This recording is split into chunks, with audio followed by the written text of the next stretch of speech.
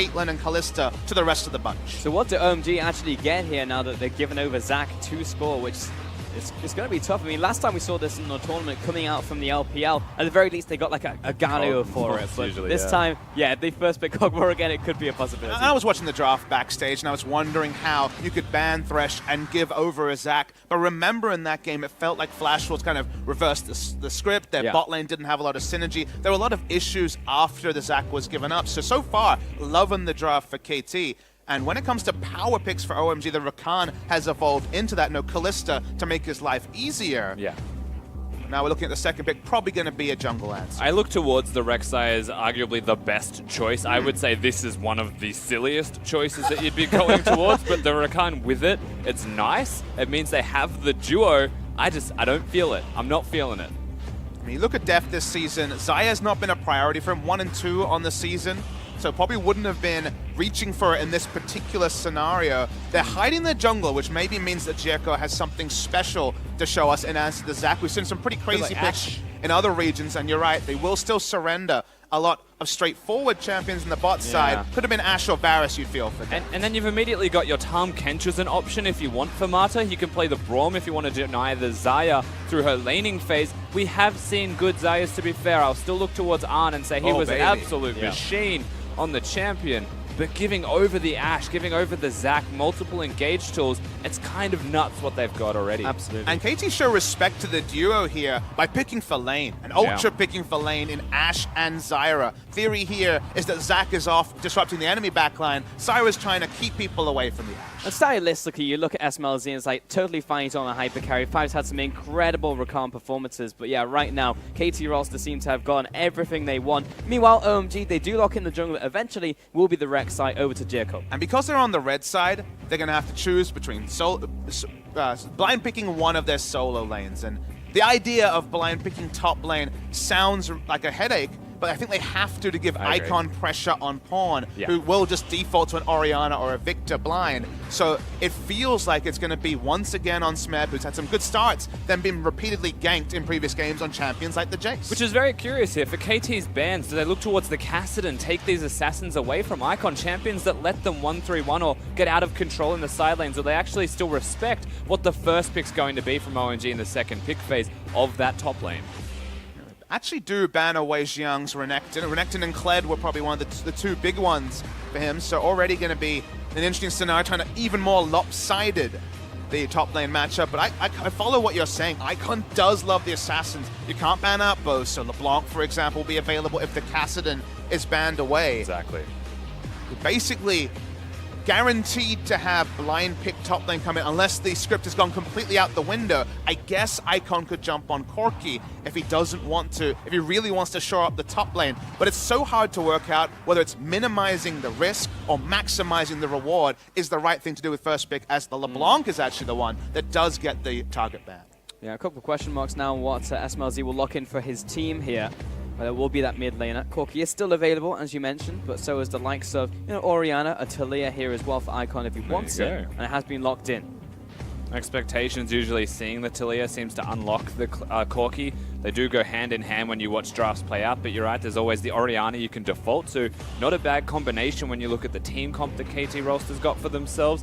They can go that control mage, but this is also another nice option. Just a lot of damage, and Zac has so much crowd control anyway. And you might think, oh, of course you'd favor the Orianna, because Orianna, Zac, think of the AoE Wombo, but it's so much in Wombo that Flash almost answers two champions instantly. So going Corki, having lane pressure on the Taliyah, and also options, I think, is pretty good, and a nice adaptation from KT. The blind pick here almost feels like a denial pick. A lot has been banned away. Rumble is really the only champion that does well into Jarvan that's left available outside of maybe a Kennen, but they're taking Jarvan as a denial. And we'll see where Xiang wants to go. A tank player by trade. Yeah, with the Kled gone as well. Shen is actually one of those few champions. You say maybe that is where he looks towards. It's not by any means a bad choice into the J4, who doesn't have the outright most OP laning phase. Now, if it wasn't a Zac, you'd be like, okay, suddenly the Xayah is going to stand and deliver. But Zac can also pull out the Kidnap, pull you back with a Let's Bounce, and stop the positioning and the shield from both being there. If Xayah's in the back line with 3,000 effective health and anywhere near the lifesteal we saw from Ahn, she can do a lot. But in this particular case, the Zac could be the final piece of the puzzle for KT. And it's frightening as well. When you have a Jarvan alongside it and you've got 2 massive damage dealers, you have the Arrow as well. It seems like the Bash Bros are just going to be on top of SMLZ all the way through this game. That being said, there is a Shen here. There is some peel, though it is, you have to feel, going to revolve around SMLZ. Peel against Zac and Jarvan. Good luck, I say.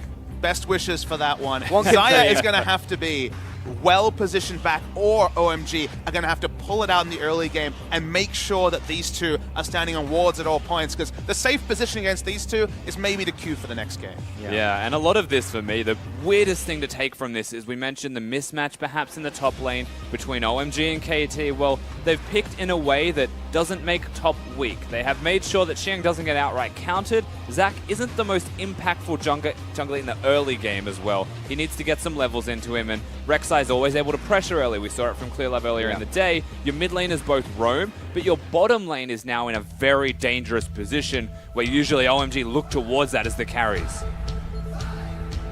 Only a couple of seconds left getting into game 3. Such a surreal position to be in as an LCK analyst. Backs against the wall. I need to believe in KT Rolster and MVP for the LCK to be the triumphant region here at Rift Rivals. All the games yesterday, you saw all the plays. The games, sometimes they were wacky, sometimes they were clean. Largely, you just came away thinking this is going to be Korea's time to shine. Suddenly, the script's been flipped. KT are the expected team to obviously take this, but that has happened time and time again in this series. And the LPL has still come out on top. We're heading into game 3, OMG up against KT. Nobody expecting to be in this position, honestly. Even the viewers at home will be mostly confused as to how we're 2-0 up for the LPL. But this is definitely, as you mentioned, that position where KT can start to bring it back for the Korean region. They're setting up right now. OMG, they seem to be attuned to how Zyras want to play out laning phase, trying to maybe prevent those seeds from going down. They would love a level 1 that was along the lines of Game 2, where Faker's life was given up, and in general, the Cassiopeia could not have the repeat performance against the Galio. That was one of the main reasons that WE found it so easy to stick the landing against SKT. So far, no shenanigans. Yeah, we look towards the jungle clear as well for this one. Zac will definitely want to go to the bottom side, but with a Zyra and an Ashe, there's no tank to get them the red buff super low, and so he's not going to have that accelerated clear that you do often want to see for a Zac, whose early levels are rather weak. Needs level 3 to be able to clear rather successfully as well. And he's just going to start this one off. Actually, with Smep coming, getting a bit deep there. Seems like he may place down a ward. We're just spotting out where Jericho is starting to give him his team some information. Score's going to be doing the same on his side. Probably taking these small Raptors, though there is no help from Deft and Mada, so he probably will take this whole camp. Smep is being blocked a little from getting inside of lane, and Xiang will get a nice bit of poke down on top of him. He didn't want them to be able to pull the sword through, so that didn't happen. Still a nice trade, like you mentioned, as Smeb already has to chug some of the corrupting potion. His investment was in getting the ward onto the red buff to give more information. The clear order from Jekko. He'll take his own red buff, Score doing the same, so pretty much mirrored starts right now for both of the junglers. Yeah, but the Rek'Sai will do that just a little bit quicker, already moving over to his wolves. He can now go towards the bottom side if he wants to level 3 Scuttle Crab towards bottom as a gank. The wards that people place at level 1 start to die earlier on in the game, and Icon's already advancing in to try and get some vision. That is a possibility for OMG here. The level 3 Scuttle Crab with the 1 experience Quint is something that Score had done recently on the Rift. You see that Jericho has gone the same routes. 2 attack speed Quints and 1 experience been the common clear. So he will go bot lane. Same sort of pathing. You see KT this time being a bit more respectful, though. It is a Rakan. The ganks are serious. 5 is approaching. Comes in with a flash immediately. Mata up against the one. First blood to the LPL team. OMG. Yeah, it seemed like Deft knew the script there, but Mata, even with Flash, not able to get away. The level 3 gank from Rek'Sai taking over the world works well, and it's another first salvo for the LPL. And you can see 5 even trying to predict the flash early out of the Zyra, just in case 2 circle areas where you're going to get knocked up, where there's no way to get out of the crowd control. So OMG cover their bases, saying we have enough damage to remove a very squishy Zyra off the Rift. They reset bottom, might even have an early recall with that kill as well, and get some extra swords. All Score can really do in the face of this power farm his way to level 4, and Zac getting closer to 6 is relevant, but his ability to pressure lanes is pretty minimal as a jungler. Even early, Shen's got the Doran Shield. Corki in the mid lane doesn't have the burst just yet. So Score will get the early camp. Score will get the early ride towards 6. But OMG, crucially, get the early pressure in bot lane. Especially when you first rotation a Rakan and Xayah, you really need to get it rolling. That being said, the kill did go over 2-5. But OMG are not going to be too unhappy with that one. Score right now has to resign himself to counter jungling and see if he can get anything done before he hits that level 6 mark as well. Because you do expect that Zac to do a lot of work. And Xiang is obviously not having a bad time at all in the top lane. No, not at all. He's winning actually in those trades. No pots left for Smeb. Score seems unclear which side of the jungle is his. Waiting for the Raptors to spawn on the enemy side. Having a lot of fun, so they'll probably just trade Raptors in this case. Yeah, so nothing really to write home about, but Zhirko is responding in kind, and you heard it from the analyst there. Zhirko has definitely not been performing in comparison to all the other junglers at the tournament, but so far has not been a weakness for them. He's level 5, so the ganks from Score are very legitimate. Even his positioning here is nasty. The follow after misses the stretching strike, and Zhirko is also here for the counter gank. So in the end, Score, that's going to dissipate. Good lane positioning there from Icon, sometimes guilty. Not reading the map well. The power farm to level 5, like you say, Rusty, makes you just about the hardest jungle to predict in terms of angle. But for once, Zac couldn't quite make the jump in and get the first CC. And a lot of this comes back to the point I feel like we were making before as well. They pick a decent top lane, decent top side of the map, and the bottom lane 2v2 against an Ashe Zyra doesn't have the most lane pressure, but by getting that early kill down there with the Rek'Sai, they start to change the pace of this game. The control of the map may slowly shift, yet that impending doom feeling of a Zac just being on the Rift at all is where you direct your eyes towards. Score at 6, may be able to take everybody out. That being said, Xiang is almost level 6 himself, so he will be able to respond in some small part to Score's ganks if he goes mid lane or bot lane, maybe even looks for these skirmishes in the jungle. So it's not like OMG don't have any answer to him whatsoever. Zac has been defeated, but if you ask for my estimation, it was related to the team comp that was put together by the Flash Wolves that really didn't capitalize on long-range engage. A lot more options here, specifically with the synergy between Smeb and Score, but also Pawn can maneuver himself around to fight and do backline damage as well. Yeah, you've got your package there. You've got the Ashe arrows, Jarvan for other engage tools as well. It doesn't all need to be reliant on the Zac in this game. Marta can do his best wolf impression, get a 3-man grasping roots. That'd be good too. Seen this one before, but this time, Death to spot him out with the other ward in the bush, so Zhirko will be quite happy with this one, take it away, but it means he won't get a gank off on this time. Very different warding here, actually, from KT in comparison to that of what we saw from Samsung against the Taliyah. There's no control ward focus around the bottom side of the jungle, and Icon is using that as an opportunity to push in harder than Corki can and disappear to where his wards are, always threatening the bottom 2v2. This means that KT, they're not feeling safe. They've actually changed up where they're going completely right now. They're moving top. They have no ward control around the bottom side of the jungle. Their red side and also the river is run by OMG, and the Taliyah also will have the fast track through. So they're just going to go top side, try to play around an area where they can create vision, and Shen famously, not going to be great for the wave clear. And of course, the Shen, maybe he can help the rest of the team if they get ganked. Go to the Shen, who's going to help the Shen? Yeah. Well, the answer doesn't seem to be Rek'Sai, who's just on the Raptors, eventually seems to path over.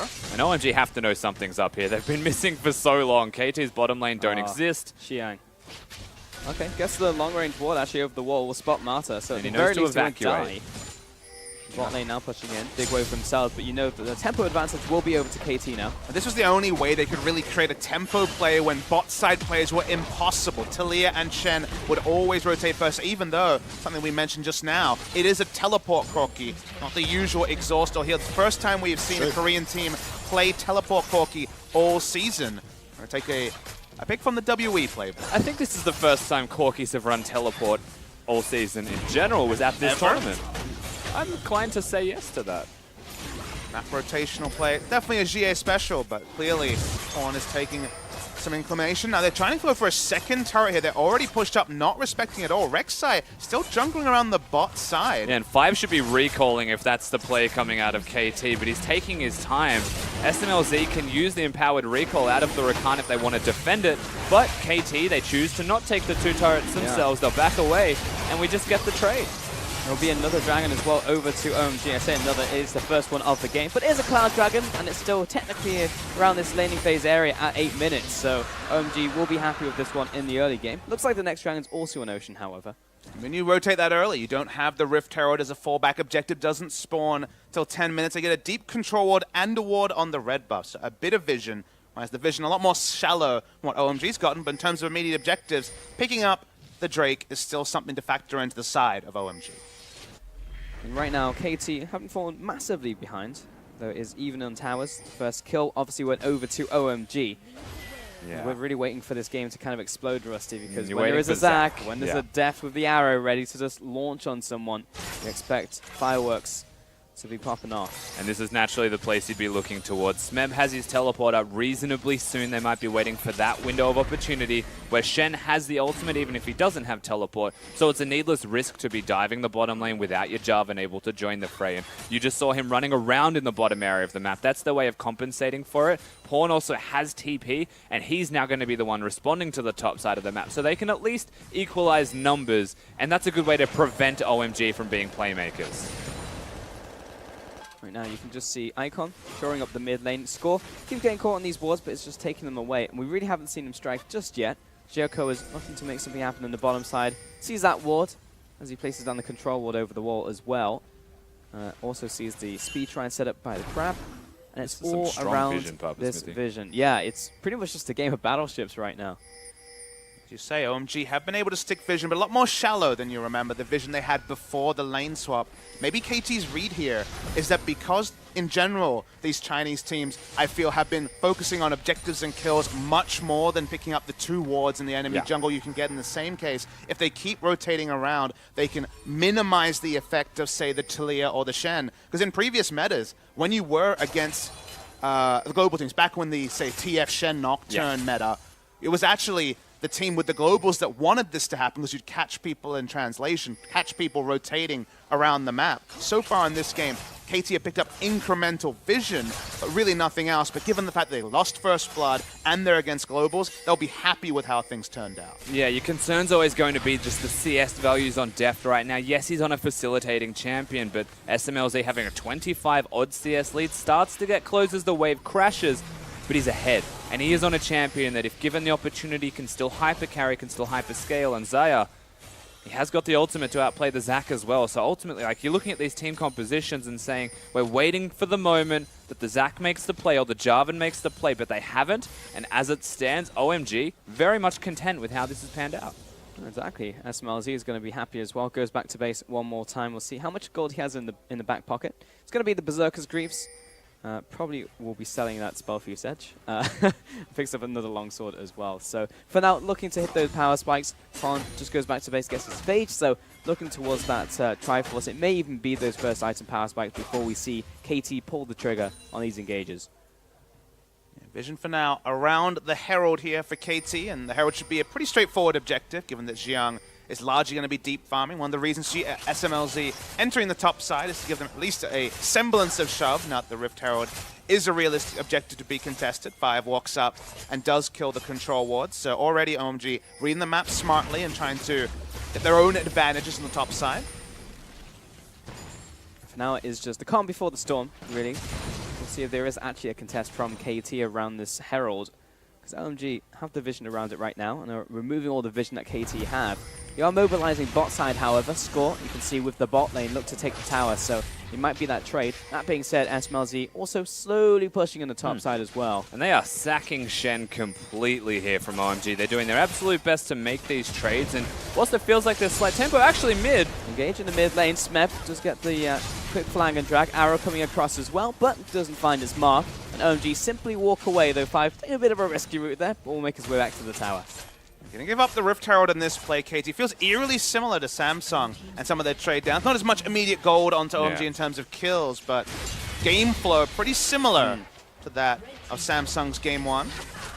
Letting up small objective after small objective. 1 kill here and there over to OMG to the LPL side.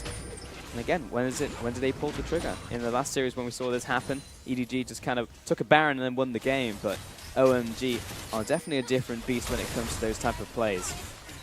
Baron tanking, pretty straightforward for them. Baron damage for now is going to be something that's going to be a bit too difficult to put out. With the Herald in the back pocket of Dieko as well, they could look towards the mid lane outer. the last remaining outer after the turret trades that have happened, and both having control mages essentially in this mid lane. I'm going to still call Corki a control mage. He's mostly magic damage now. We'll be able to clear the waves. It's hard to break those turrets, and to break those turrets, you know, you've got your Ashe arrow, your Zac engages, still very nice to get through. Mid lane is Zac's best gank lane, simply because of the side brushes, if you have the control wards there, and even behind them, it's just about the vision. So when does the engage happen for KT? Is it going to be those first item power spikes? Will it be on the Ocean Dragon in 30 seconds? I think it's less about when and more about where. Because right now, there just hasn't been a spot. We've never been like, score, where's the elastic slingshot? Just because they've been trading around the map, trading down slightly. But because of the vision disadvantage and global disadvantage, they didn't really have any other option but to trade and trade down minutely in different roles. They're actually ahead 200 in gold, but that's just about how CS is being passed around among all the members, and just keeping a bit competitive in bot lane. So the objective could be Ocean Drake. That is the second spawn. Of course, there's very nice timings when you have Corki's package that you just saw on your screen to go 4 fights around the objectives, such as the Drake. An insert comment about Trinity Force and Sorcerer's Shoes being completed on the Corki. So Spike, spike, spike. I still feel like the where is the more interesting question. It seems like KT really want to fight around Drake. And let's see what OMG read into this, because like you say, the item spikes here are pretty insane for KT. Well, partner strong. You just saw him hit SMRZ as he backs off. Again, clearing out this mid lane. That being said, KT will be able to just take away all of the vision around this dragon. I mean, OMG, honestly, at this point in time, will not be too unhappy if KT take a dragon. No, and actually, if you were OMG, you see them at the Drake if you get vision just below into the river of where the Zac is. Of course, they can't see him right now. Then they can put the Herald mid. They can make the play where there's the members mismatch on the map. They're wondering where Score is, Rusty. He's actually just sitting in a control ward. Covert ops. They don't have too much information. Can't see them Both either, teams need some vision here. Ashe just gave it to them, and Score's just charging up nothing. Yep. And that Herald is starting to run down in its time. It will be needs to be used. It could have just placed it mid for it. Yeah. I think if they didn't spot Score with the Hawk shot, they just would have done it. Yeah. Purely Icon so still didn't find him.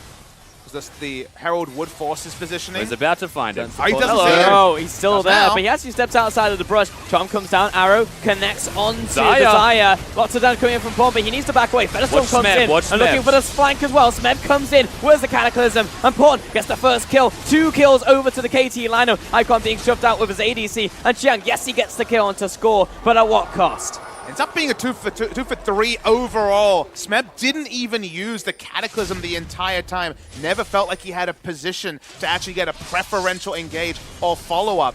Fang front to back as the Zac slowly died.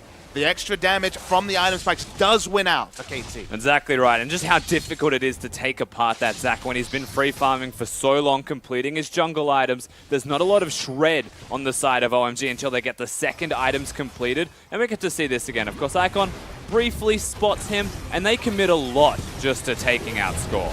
Yeah, it wasn't a big kidnap from the Let's Bounce. That was interrupted by the charm. But as you watch, Def flashes over a wall to get involved in the fight. He felt like all the damage was gone at this point. It was a pretty good read. Could just turn onto Xiang. So creative and very aggressive flash from Deft pays off, and that's why they slightly trade up. As finally the Rift Hold, I imagine with almost no HP left, is summoned. Yeah, almost no cooldown left on it, so it will be eventually brought into the mid lane. Not going to take the tower, but Deft will take it out right here. Essentially had to be used. That being said, OMG are using that pressure to go for this dragon. I was getting shoved back by Pawn, but I don't think this is going to be the completion of KT here to contest. It looks like OMG have hard committed to this one. Score, he's looking. It's going to be a smite contest if he wants to happen, and it's the steal for Score. Needs to get out of this one now, but the instant kill onto Mata. Arrow goes wide. OMG, do they want this fight? It's a 4 versus 5, but Xiang blasted away. Smeb comes in with a Cataclysm, and Pawn, both for the AD carries, are free firing right now onto OMG. 2 for 1 trade. Big fight coming out of KT. Again, just using the Zac engage. OMG committing to an area where Icon didn't even block them off. So they get the fight. They continue to get these extra kills and advantages crop up for them. And the cooldowns just weren't there. Stand United on cooldown. Only now Featherstorm coming up. So Xayah basically has to say, sorry guys, there's nothing I can do. I don't have my peel tool. Flash and heal down on the Xayah.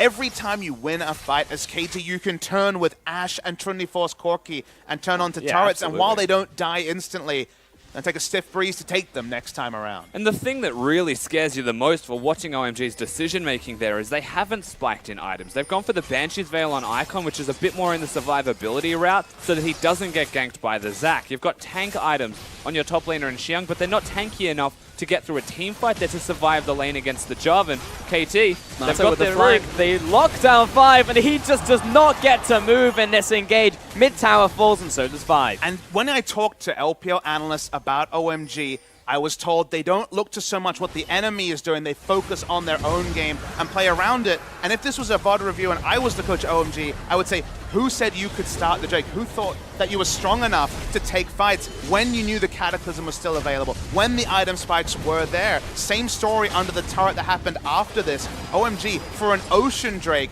walk up and invite short cooldown ultimates to be shot out again, and they lose the maximum.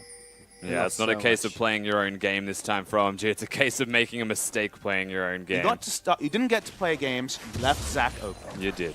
Yeah, and we all knew. We all said it at the start of the game for the first like 15 minutes. When is the Zac going to strike? When's he going to come out here? When is Pawn and Death going to turn online? And then it just happens around Dragon. And you said, where's it going to happen as well, Papa? The Dragon spawns. We had a long dance, but eventually KT crack it open. And now they are firmly in the lead in terms of towers, in terms of the gold as well.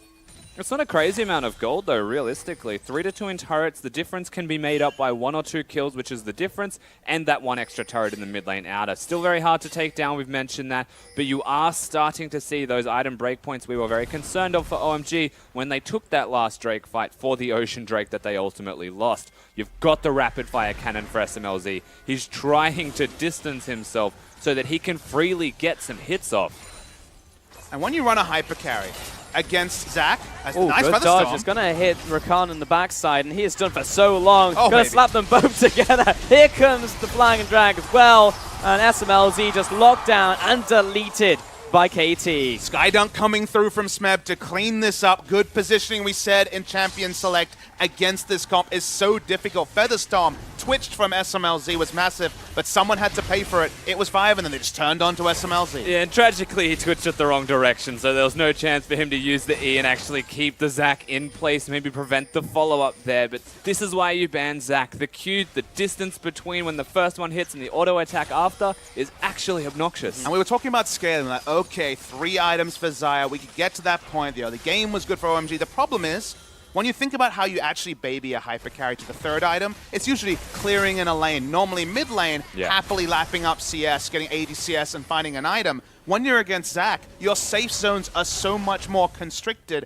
because of the amount of engaged distance that Zac can have. He doesn't even need to hit the E anymore. The Q is enough usually when you have a Jarvan especially. And this is the phase where it becomes so difficult to go from 2 to 3 items because every time KT push up the control wards, Xayah's safe farming zone gets so much more shallow. And one step further than that even, Talia in a side lane's not all that ideal. Wants to clear and immediately roam back to mid as Xiang's actually a little bit out of position. But Pawn will keep on following after. Scott wants to try and get in range of this. Take a lot of damage over time. Arrow just barely misses. But this chase continues, and right now he has to look for the dodge, but it's not going to happen because Score, right on top of his head, finds Xiang.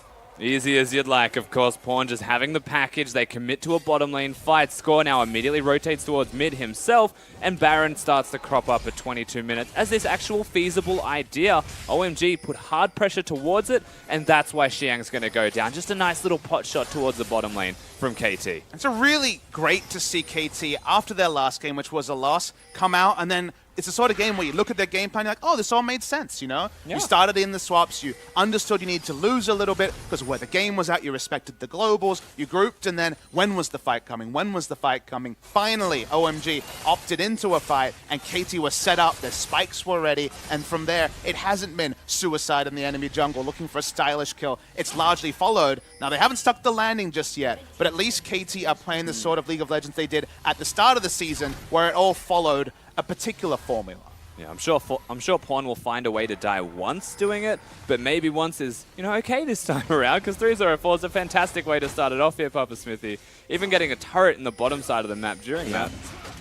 You know what scares me the most, guys? What's that? I start wondering that if we get to a game 5, is someone going to put up their hand and suggest KT Rolster? No, it's a voting system, isn't it? It's going to at least be a voting system. But there is the chance for it, because everyone is expecting the KT win right here against OMG as the catch comes down onto 5. He just jumped away from that one, though. And then the next game becomes even more weighted towards the LPL. You have RNG taking on MVP. Miraculously, if MVP managed to win that game, we could go to a game 5, and we just don't know what the form is right now. Do you say KT is better than SKT in a 5th game? No, I don't, but someone might, and that's what scares me. Yeah. Of course, using the LPL method, you can't vote for yourself, and that's where the concerns come in. If SKT vote for someone and that one extra team's like, you know what, I think it's KT. Solo queue all over again. I can believe in myself, but I don't know about everyone else, Rusty. Well, we're still looking at this game right here for KT, and honestly, the win is on the horizon for them. Weird how we kind of prescribed the right win. It's 4,000 gold, it's a Drake, but the items are perfect. OMG, all they can really do is push up waves. We're waiting for the inevitability to transfer into the actual game-winning push. Still inner turrets alive for OMG. And this is one of those moments where the vision control has been around the Baron for OMG, almost rather successfully and uncontested by KT until about now. They've got the Zyra coming through, Zach's always around the corner, and OMG were looking for these opportunities to pick. The Scuttle Crab was the one saving grace for them at this stage, but even then, with the explosive plants, they were aware. Again, more damage there. Massa just catching our 5. We'll take him down to around half. Mada was playing with fire, though, with everyone nearby. He had knowledge of it. Surprisingly, hasn't gone Leandri's rush. Went for a very fast rush on Redemption, even after the Redemption nerfs alive. So surprising to see that. I guess knowing how brash his teammates are and having a bit of healing might be the way for the Zyra. At the same time, 2 early Quicksilver Sashes from KT just to get out of that initiation to 5. In fact, all of the CC coming in from OMG, because they do have it in buckets. Now that was just a recall there on 5, and it's now 25 minutes in, so we are looking towards the Baron area. You can see both teams placing down their vision in their own jungle, trying to push it up and see if we can actually get any information of your OMG. I mean, the vision is excellent, actually, from OMG. You mentioned just a second ago around the Baron. It's advanced, it's also shallow. It's a sort of a vision where you need multiple sweepers or multiple control wards to clear out all the relevant information. So OMG can continue to make the play, and like you say, Rek'Sai does, on a budget, provide extra vision. So for now, KT, who want to close the game with a Baron. You see the Corki Rockets and the Baron minions coming up, and you can be pretty confident about KT. This is kind of their last frontier, and being able to open up as a sort of lead that finally OMG won't be able to answer. And of course, the thing with the Zac that you have to remember is whilst their vision is great, all it takes is one bush to not be warded. And that's the one that is 1,900 units away, where he's still able to get the engage off from. You just don't even know how far away he's going to be. Always possible. And KT, they've actually bought back all of that vision. OMG had to recall and start to buy more control wards. There's not a crazy amount in their inventories right now. The longer this goes, though, the closer SMLZ gets towards his 3rd item. He already has the pickaxe and the BS sword on his way to the Infinity Edge. You say that, and then you have Score and Smeb ready just to jump on his face regardless of how much he builds. So it's tough, but he's getting there in terms of damage. And the builds were halted from KT when it comes to pure damage. 2,500 gold on QSSs of the gold lead, just for safety.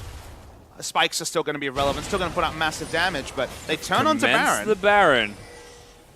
They do back away, though. Arrow is launched onto Zirko. He's still rooted and all the CC. He literally can't move. And in comes SMLZ in 5. He gets the big torn off onto KT. Jump over the wall. Smeb goes down. Icon claims the glory of that kill. And all in all, it is a 1-for-1 trade. And it's not going to be something that will allow KT to turn on to Baron. The re-engage. Oh, Score coming back in once more. Once with the auto attack, but didn't quite happen for him. Xiang trying to get away with 5, who jumps back to his ADC pawn on the front lines. In comes SMLZ from the 5 as well, forces the flash. Feather Dance not going to be doing all that much while Xiang trading with Score on the side.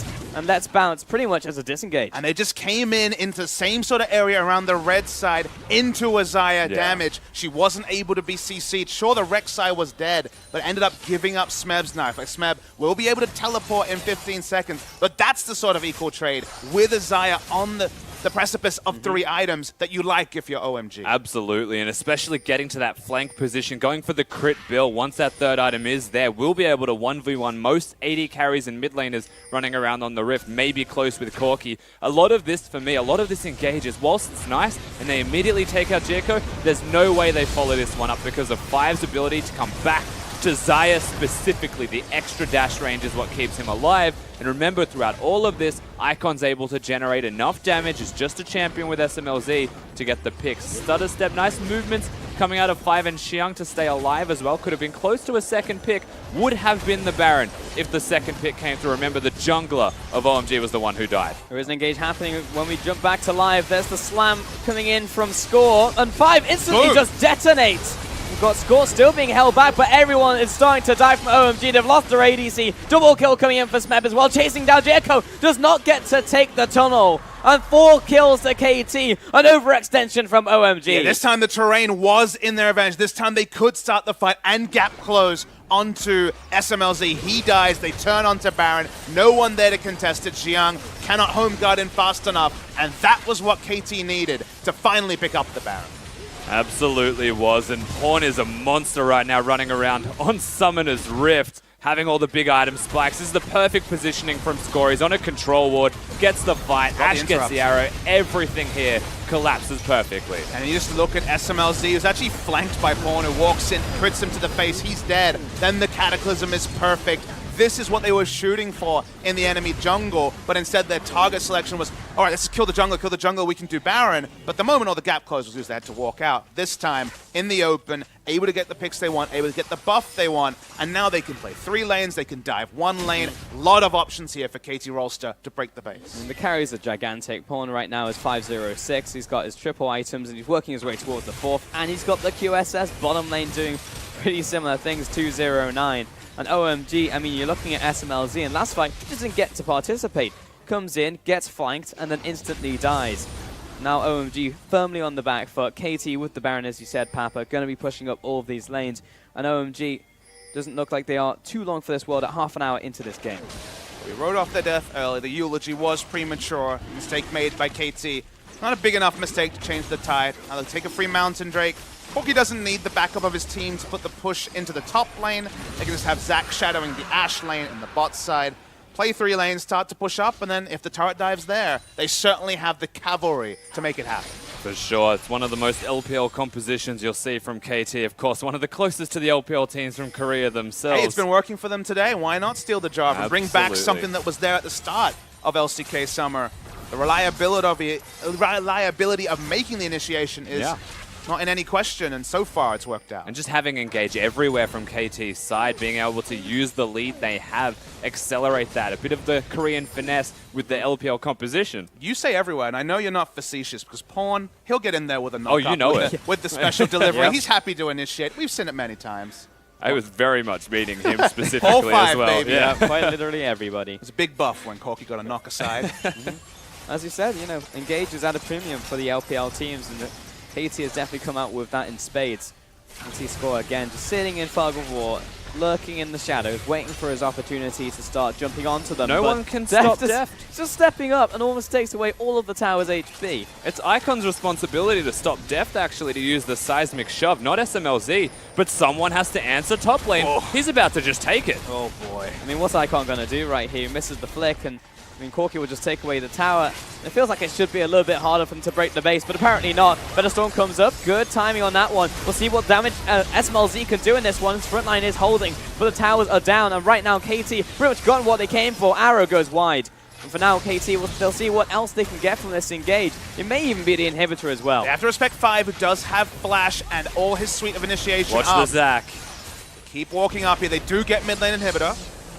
Always threatening, and that's the problem. SMLZ used his ultimate to survive once, but Zac's E cooldown is far quicker than that of their opponent. Wall comes up, but unfortunately they don't catch anyone.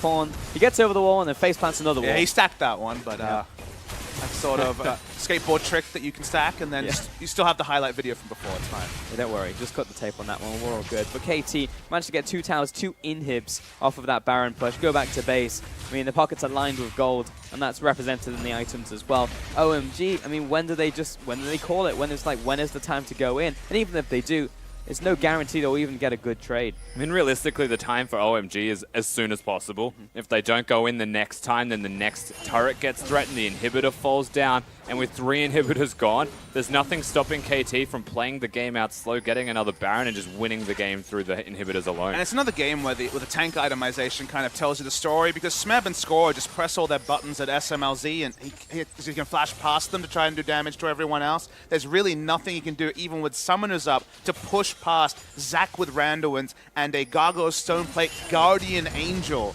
on the Jarvan, whereas Pawn and Deft, they've hit their item timings, they even have QSS if they step up too far. So even the itemization is going to take one hell of an outplay for there to be anything for OMG. It hurts Papa Smithy to say, in the draft phase, Xayah was a bad pick. It just hurts. Yep. That first rotation was a bit questionable, especially giving over the Zac now to Score, and you've seen how effective he has been. He's got his package here, Pawn, actually, and OMG are going forward. I mean, they've gone for the engage, and they pretty much have to, but the Strong Thorns is huge, and they can't do anything. Everybody knocked up, and everyone taken back, courtesy of Score. Here he Black goes. Drag, the ultimate as well, and he's about to put them in the body bag here. Xiang doing what he can, but he's just going to go down. And Score chasing out Icon. He tries to get to the back lines, but it's just useless. Triple kill to Pawn, and they go for the jugular.